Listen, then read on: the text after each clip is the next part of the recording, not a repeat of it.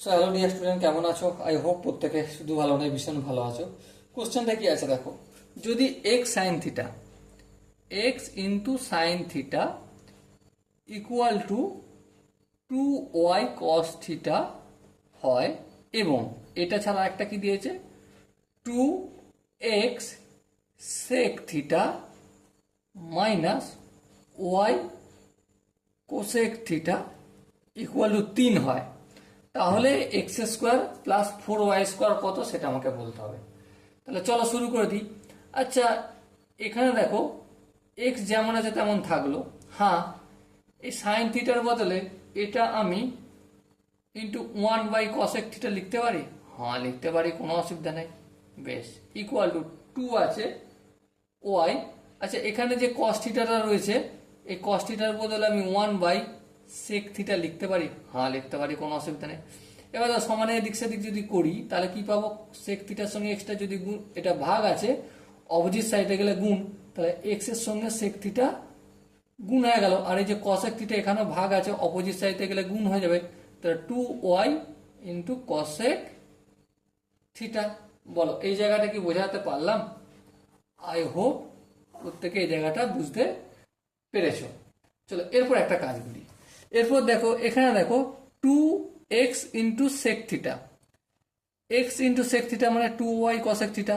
তাহলে 2টা যেমন থাকলো থাকলো, s ইন্টু সেক থিটা এর বদলে আমি 2y কসেক থিটা লিখবো। হ্যাঁ, 2y cosec theta minus y cosec theta, হ্যাঁ, ইকুয়াল টু 3।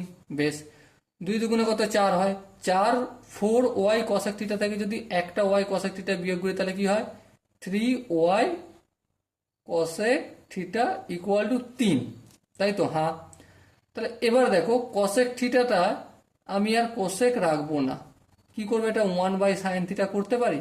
হ্যাঁ, 3টে এদিকে রইল। যদি তাই হয়, এবার দেখো 3y এদিকে আমি সাইন থিটাটা পাঠাতে পারি। হ্যাঁ, তাহলে সাইন থিটা হলো, আর এই 3টে এদিকে পাঠালে বাই হয়ে যাবে, করে দিলাম।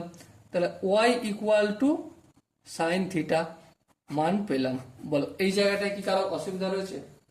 আই হোপ এখানে কারো অসুবিধা নেই। চলো এর পরের স্টেপে আমরা যাই। পরের স্টেপ কি? পরের স্টেপে আমরা এটাই যাব, এটা ধরে করবে একটু, ঠিক আছে? কি দেখো, এক্স ইন্টু সেক থিটার বদলে আমি কি করব, কস থিটা লিখব, equal to 2 into y cosec থিটার বদলে কি লিখব, 1/সাইন থিটা, নাকি? আচ্ছা, 2y, ওয়াই এর বদলে আমি একটা কাজ করি, ওয়াই ভ্যালুটা পুট করি সাইন থিটা। হ্যাঁ, এই সাইন থিটা পুট করলাম, আর এখানে কসেক থিটা তো রয়েইছে। হ্যাঁ ঠিক আছে, কসেক থিটা। তাহলে x by cos theta equal to 2 sine theta cosec theta, দুটো পরপর অনন্য, আর অনন্যকে গুণফল 1 হয়, তাহলে ইন্টু 1 লিখলাম। তাহলে x equal to 2 cos theta পেলাম। হ্যাঁ, এবারে এবারে কি, এবারে এই দুইটাকে অপোজিট দিকে পাঠাবো, তাহলে x/2 equal to cos theta পেলাম। বলো এই জায়গায় কি বুঝতে অসুবিধা হলো? আই হোপ হয়নি। চলো এরপর আমি একটা আইডেন্টিটি লিখছি। সেই আইডেন্টিটিটা কি, sine square theta plus cos square theta equal to 1, এটা আমরা জানি। হ্যাঁ জানি।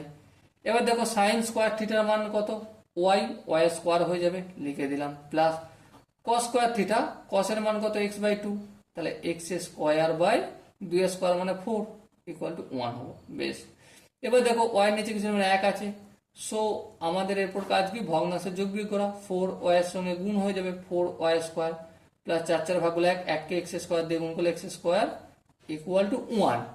সো এবারে দেখো 4y square plus x square, আর এই 4টে এদিকে ভাগের আছে, ওদিকে গেলে কি হয়ে যাবে, গুণ, তাহলে এই 4 হয়ে গেল। আর আমাকে আনসার এটাই জিজ্ঞাসা করেছিল, তো কি জিজ্ঞাসা করেছিল, যে x square plus 4y square সমান কত? সো আনসার হলো 4। সো মাই ডিয়ার ওয়াটসন, এখানে যে 4টে অপশন আছে তার মধ্যে option D is the right option. I hope এই অঙ্কটা প্রত্যেকের বোঝা গেছে। যদি কোনো জায়গায় ডাউট থাকে বা কনফিউশন থাকে তাহলে কমেন্টে জানিও। ওকে, সো ডিয়ার স্টুডেন্ট, দেখা হচ্ছে পরবর্তী সেশনে। ততক্ষণ পর্যন্ত ভালো থেকো, সুস্থ থেকো এবং জয় হিন্দ।